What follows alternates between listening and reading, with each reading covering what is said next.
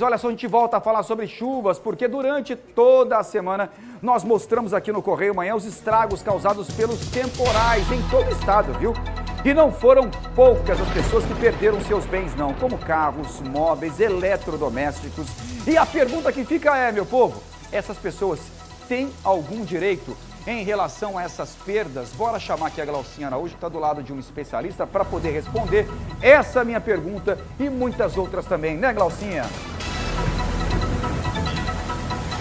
Pois é, João, existem muitas dúvidas relacionadas a isto, porque as pessoas que perdem tudo, elas recorrem a quem? Ao poder público, à justiça, o que fazer nesses casos? Então a gente vai ajudar, porque contamos várias histórias aqui desde o início da semana e convidamos para conversar com a gente o advogado Marco Donato, que vai dar umas dicas importantes para você, então presta atenção, tá bom?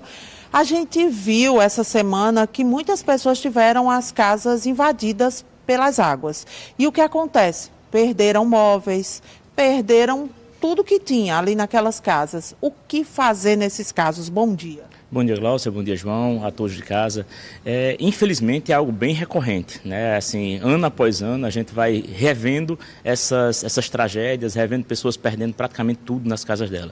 E aí a gente tem que partir para aquela ressalva de que a legislação brasileira diz que qualquer pessoa ou ente que cause um dano a um terceiro, seja por ação ou omissão, tem um dever de repará-lo. Então o que tem que se observar é, foi um caso extremo, um caso fortuito, que não tinha responsabilidade do município ou do estado, não se tem muito o que fazer, infelizmente.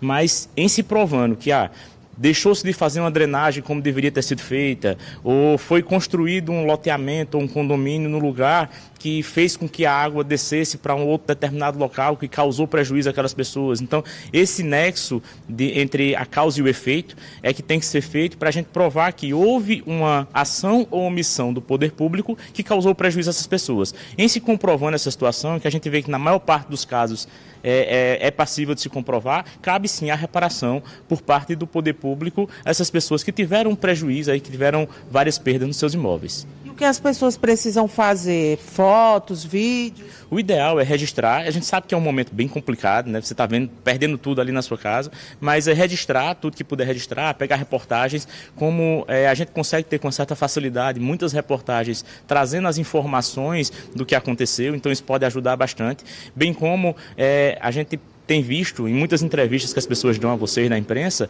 a gente tem visto as pessoas informando que, depois que construiu um loteamento, aqui alagou, não foi feita a drenagem, a boca de lobo aqui está pequena. Então, esse tipo de situação, através até das reportagens, pode servir como prova também. Então, fotografias, vídeos, essas reportagens podem servir como prova numa eventual ação judicial. Agora, já nos casos de que a gente tem muitas árvores, muitas quedas de árvores aconteceram, nenhuma dessa vez atingiu veículos nem nada. Mas se tivesse atingido, o que fazer nesse caso? Existem duas situações que podem ocorrer com essa questão das árvores. Imagine que a responsabilidade pela manutenção dessas árvores que estão no município, elas são do poder público municipal, né? O município tem que dar conta dessa manutenção. Então, se a árvore caiu porque a raiz estava apodrecida ou não aguentou aquela chuva e caiu, a responsabilidade de fato passa a ser do ente público, porque ele tem a obrigação de fazer a manutenção desses imóveis. É diferente de, cai um raio. Um raio passa a ser um caso fortuito, né? Aquele caso que não se tem como prever. Aconteceu de cair um raio e aquele raio derrubou a árvore danificou um imóvel ou caiu em cima de alguém, alguma coisa nesse sentido. Aí esse prejuízo, infelizmente, ele não passa a ser reparado pelo município em razão de ter sido um caso fortuito. É um caso que não podia ser previsto pelo ente e estava tudo regular e aquela árvore, infelizmente, caiu por conta do raio. No caso de, como a gente mostrou também, de um problema em um local público, como o mercado público, onde a água acabou caindo em cima e acabando com todo o estoque de um box. Nesse caso, como que faz? Porque, de acordo com eles, foi uma obra também da prefeitura.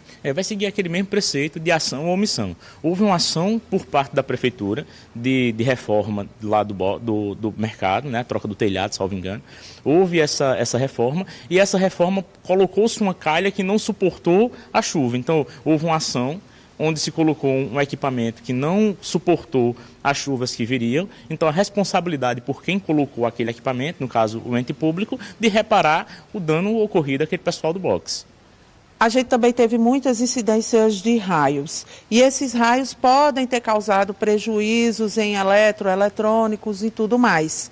Como faz também nesse caso? As concessionárias de energia elétrica, nesse caso, já fazem a reparação até administrativamente. Então, a partir do momento que você teve um eletrodoméstico danificado, em se fazendo contato com a concessionária de energia elétrica, no caso daqui da Paraíba da Energisa, eles administrativamente, via de regra, fazem a reparação, né, o conserto, a troca desse equipamento. Caso não ocorra, cabe sim você buscar a reparação judicial, porque eles são responsáveis pela a tensão que está dentro do imóvel. Agora, pelo que eu entendi, primeiro a gente procura os órgãos, se não for resolvido é que a gente procura a justiça. Isso. Infelizmente, no que diz respeito à perda por uma drenagem, por uma construção feita no local errado, é bem difícil a gente conseguir essa reparação administrativamente. Então, via de regra, a gente termina tendo que ir para o judiciário. No entanto, no caso da concessionária de energia elétrica, é muito comum isso ser resolvido administrativamente. Agora, para encerrar, gente, só para eu perguntar uma coisa. Quem teve carro que teve problemas por conta das ruas alagadas, também segue essa linha? Depende muito do caso concreto, porque assim, existem duas situações, até as seguradoras fazem muito isso.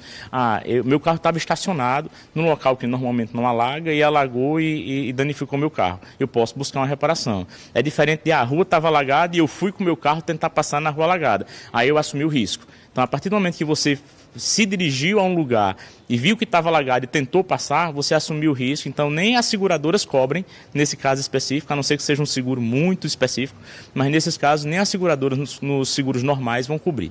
Muito obrigada pela entrevista. Por nada, um bom dia para vocês. É isso, João, agora eu volto contigo. Valeu, Glaucinha, abraço para você, para o nosso entrevistado também.